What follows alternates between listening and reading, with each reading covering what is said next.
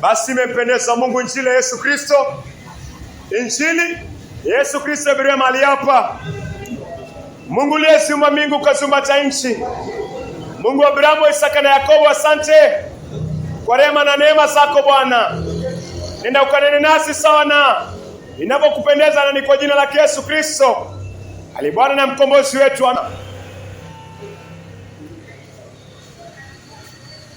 Mungu alimtuma Yesu Kristo duniani miaka 2000 iliyopita na 26.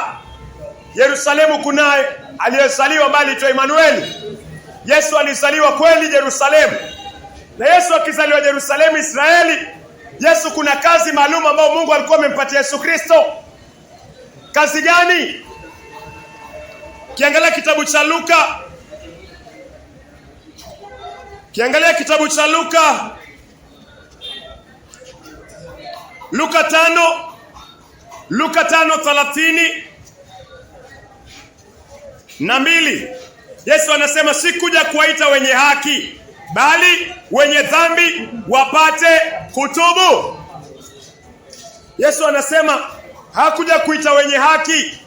Wenye haki ni watu ambao hawaoni makosa yao, hawaoni dhambi zao, watu ambao wako self righteousness. Yesu anasema hakuja kwa hao watu, lakini Yesu anasema alikuja kwa wenye dhambi. Kuwafanya nini? Si kuja kuwaita wenye haki, bali wenye dhambi wapate kutubu. Yesu alitoka mbinguni, Yesu, na alikuja duniani kwa nini? Yesu alikuja duniani kumfuata mwenye dhambi. Unaishi maisha machafu. Kila mwanadamu akizaliwa ni mwenye dhambi kutoka kwa viuno vya Adamu. Kila mwanadamu akizaliwa yuko na uovu ndani yake. Zaburi ya 51:5. Yesu ametumwa. Kwa nini ametumwa? Yesu ameacha mbingu, amekuja duniani kumfanya mwenye dhambi atubu dhambi zake. Hiyo ni Luka 5:32. Wewe kama unaishi maisha machafu mpaka sasa hivi, yafaa ujiulize kazi ya Yesu Kristo ilikuwa ni nini? Kama wewe ni mwenye dhambi, nafaa ujiulize kazi ya Yesu Kristo ilikuwa ni nini? Na mpaka leo kazi ya Yesu Kristo ni kutafuta mwenye dhambi. Luka 19:10. Hizi ni baadhi za kazi za Yesu Kristo alizokuja duniani kuzifanya. Luka 19:10. Kwa maana mwana wa Adamu amekuja kutafuta na kuokoa kile kilichopotea. Yesu amekuja kumpatia mwenye dhambi toba. Na Yesu anasema kwa maana mwana wa Adamu, Luka 19:10, kwa maana mwana wa Adamu amekuja kutafuta na kuokoa kilichopotea. Mwanadamu amepotea kwa dhambi. Ndio maana kuna mtu yuko kwa uzinzi, mtu yuko kwa usherati, hawezi acha usherati, mtu yuko kwa ulevi, hawezi acha ulevi. Kuna kitu ndani yako umepewa na Adamu, na Yesu ametumwa aje akutafute wewe uliyepotea. Lakini wewe umepotea, wamtafuta pia huyu Yesu kwa kusoma neno, kwa kuomba. Wewe unamtafuta Yesu Kristo, ama umetosheka, unaishi maisha machafu, hautaki kwenda kanisa yoyote ile yenye neno la Mungu, au na Biblia kwa simu, au na Biblia nyumbani, lakini pornografia ndio zimejaa kwa simu. Unaweza kuwa una chat usiku na mchana, lakini hauna dakika ya kumshukuru aliyekupatia pumzi. Yesu amekuja kutafuta kile kimepotea, na watu wengi wamepotea, lakini hawataki kukubali kwamba wamepotea. Yesu awatafute. Utapoteaje na Yesu alitolewa tafute kile kilichopotea? Yohana 3:16, kwa maana jinsi Mungu aliupenda ulimwengu hata akamtoa mwanawe wa kipekee, ili kila muaminie asipotee, bali awe na uzima wa milele. Ni aje unapotea kwa dhambi, na Mungu ametoa sadaka ya dhambi? Yesu amekuja kutafuta yule anayepotea. Yule uko kwa maangweni, Yesu amekuja kumtafuta. Yule amezaliwa kwa dhambi, Yesu amekuja kumtafuta. Are you not convicted? Hauhuzuniki wewe? Yesu amekuja kutafuta yule amepotea. Wewe umepotea na Yesu amekuja kukutafuta, huzuniki. Kuna siku utahuzunika milele. Pumzi yako ikichukuliwa, hakuna marekebisho unaweza fanya kaburini. Jichunguze. Unalala na mwanamke mmoja uona naye, Yesu amekuja kwako kukutafuta, kukuondoa huko. Yohana 1:29, dhambi zote, dhambi yako na yangu ikabebeshwa Yesu Kristo. Yesu hakustahili kubeba dhambi. Maandiko yanasema Yesu hakutenda dhambi katika maisha yake yote. Yesu hakutenda dhambi kwa maisha yake yote, lakini kuna dhambi alipewa. Unafikiri ni za nani? Ni zako na zangu. Na utaendeleaje kuishi maisha ya dhambi kama unampenda Mungu kweli? Kama unampenda Mungu, utaendeleaje kuishi maisha machafu? Kama unampenda Mungu kweli, utaendeleaje kufanya ushirika na ibilisi, matendo maovu? Siku iliyofuata Yohana ameona Yesu akimjia, akasema, tazama mwana kondoo wa Mungu aichukuae dhambi ya ulimwengu. Dhambi yako ilibebeshwa Yesu Kristo. Unafaa ufanye nini? Unafaa usikiri na usitubu. Kutubu ni kugeuka kwa njia mbaya. Yesu amezibeba. Yesu alikuja kama mwana kondoo. Yaya, Yohana, wala mwana muamini kama Yaya. Huyo ambaye unamwamini kama Yaya, inafaa uamini pia alimwona Yesu akichukua dhambi za ulimwengu. Wewe mbona muamini kama John the Baptist? Wewe mbona muamini kama Yohana Mbatizaji? Yafaa uamini dhambi zako zimewekwa kwa Yesu Kristo, na haufai kuwa na relationship yoyote na dhambi. Kama unampenda Mungu, kama umpendi Mungu, utaenda kanisani, utalala na mrasha, utafanya usherati huko, utaendelea katika relationship ya miaka 8, utalala na mwanamume miaka 8. Asidi itakuja kwa uso wako. Kwa nini? Hautaki kutubu, hautaki kugeuka. Weka mguu mmoja kanisani, mguu mwingine kwa ulimwengu. Yesu hakufanya hivyo. Yesu alifia deni lako full, na anakuambia geuka kwa dhambi zako.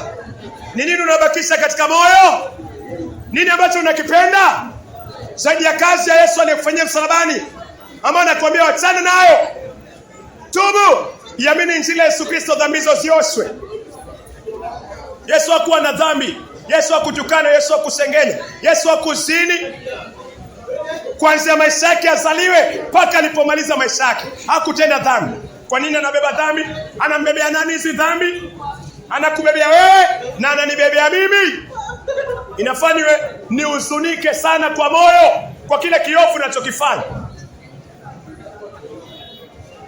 Mathayo 4:17, tangu wakati huo Yesu alianza kuhubiri akisema tubuni, kwa maana ufalme wa mbinguni umekaribia. Dhambi ikichukuliwa, Mungu anataka utubu. Kutubu ni kugeuka kwa hizo dhambi.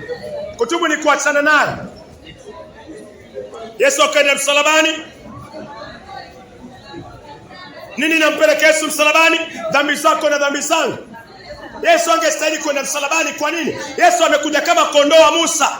Dhambi zako zimekuwa kwake. Yule kondoo wa Musa alikuwa anachinjwa. Yesu lazima aende msalabani achinjwe kwa ajili ya dhambi zako na zangu. Hii ni kazi Yesu alikuja kufanya. Yohana 19:30. Baada ya kuionja hiyo siki, Yesu akasema imekwisha.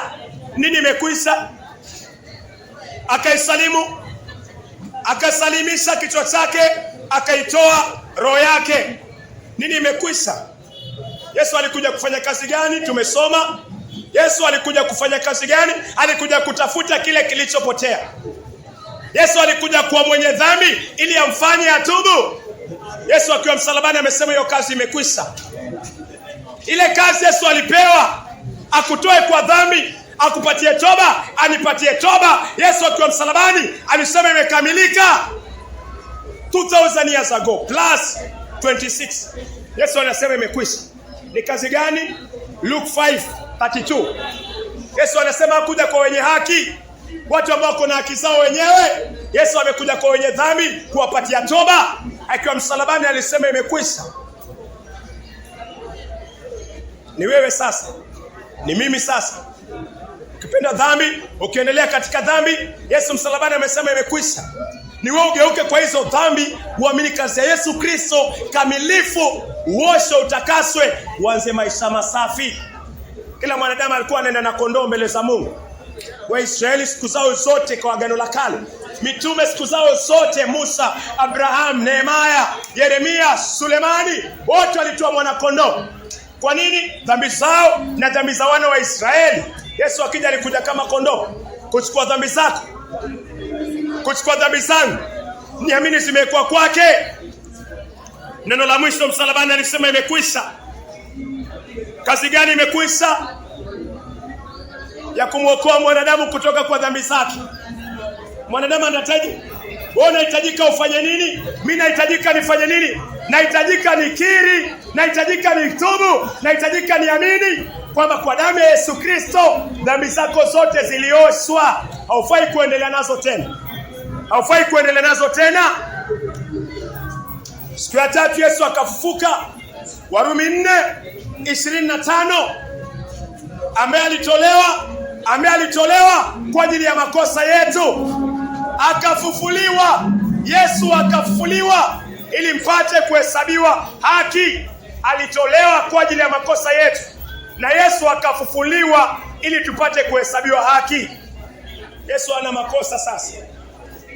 Kiishi maisha ya dhambi, jehanamu utaingia. Yesu ni sadaka ambayo Mungu aliitoa. Yesu ni sadaka ambayo Mungu aliitoa. Wewe umetenda dhambi, mimi nimetenda dhambi, Mungu anakutolea sadaka.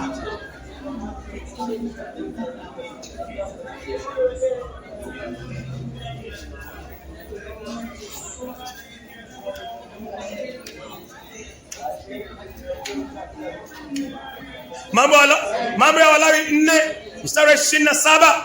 Kama mtu katika jumuiya ametenda dhambi pasipo kukusudia na akafanya lile lililokatazwa katika amri yoyote ya Mwenyezi Mungu, naye ana hatia, atakapofahamishwa dhambi aliyotenda, ni lazima alete mbuzi jike. Ni lazima alete mbuzi jike asiye na dosari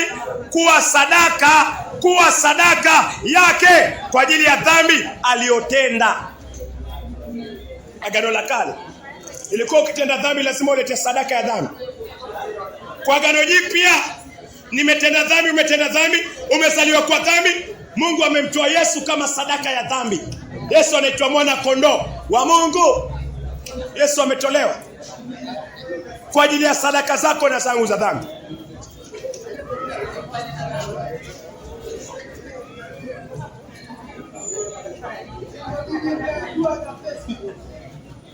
Yesu anarudi mara ya pili. Unafikiri anakuja kufanya nini mara ya pili? Yesu anarudi mara ya pili. Unafikiri anakuja kufanya nini mara ya pili? Yesu haji kama mbuzi tena. Yesu haji kama mwana kondoo tena. Yesu haji kama sadaka ambazo zilikuwa zinatolewa Israeli, kama vile mbuzi ilikuwa inatolewa.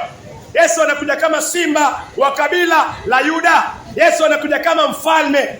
Hapo ndio wenye dhambi watajuta kwa nini wamezaliwa. Hapo ndio utajuta kwa nini Mungu alipokuwa na kuonya utubu dhambi, umwamini Yesu, ukachukulia wepesi, ukapenda dhambi, utahukumiwa milele. Yesu anarudi mara ya pili kumlipa kila mwanadamu sawa sawa na yale ameyatenda katika mwili, ndani ya Kristo ama nje ya Kristo.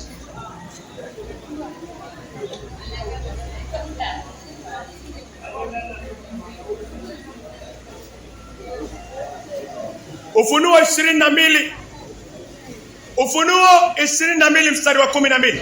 Tazama naja upesi. Yesu anasema, tazama naja upesi. Thawabu yangu imkononi mwangu, nami nitamlipa kila mtu sawa sawa na alivyotenda.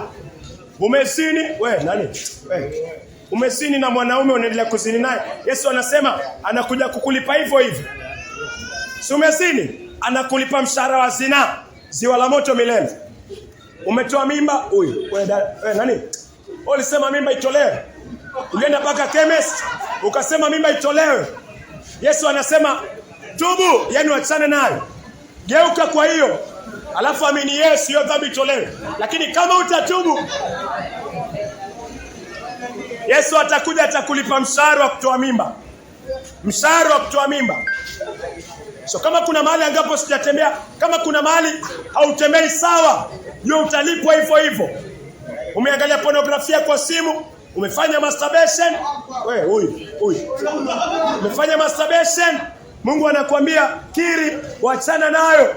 Damu ya Yesu ioshe hiyo yote, ubaki msafi, kwa sababu Yesu akija kwa ile hali atakupata, atakulipa hivyo hivyo. Hautasema Mungu hajakupatia second chance. Kwa hai, ukilala ukiamka, hiyo ni second chance. Ukilala ukiamka, hiyo ni second chance. Hakuna mtu hajapewa second chance hapa. Mimi nimepewa second chance, wewe umepewa second chance. Mtoto ambaye yuko hai amepewa second chance. Na unaweza kubadilika, Mungu atakubadilisha. Lakini ndani ya moyo unataka kubadilika. Hauwezi jibadilisha kweli, lakini kuna Mungu ambaye anaweza kubadilisha, lakini una nia ya kubadilika. Na kushukuru Mungu wa Abraham, wa Isaka na Yakobo, asante kwa neno lako mahali hapa. Wale waliosikia Bwana, nenda ukafanye kazi ndani ya mioyo yao na hata ndani ya moyo wangu Bwana. Neno hili Bwana ni letu. Watu wale wanaishi maisha maovu wakabadilike kutoka kwa uovu wao. Wale ambao hawajakutambua Bwana wakakutambue. Wale ambao Bwana wana struggle katika maovu na dhambi na kila aina ya uasi Bwana, nenda ukawakumbuke Bwana, nenda ukawasaidia. Unasema nafsi zako zote ni zako, tunazikabidhi mikononi mwako Bwana, katubadilishe, katusaidie. Kwa jina la Yesu Kristo tumeomba na tukiamini. Amina. Mungu akubariki.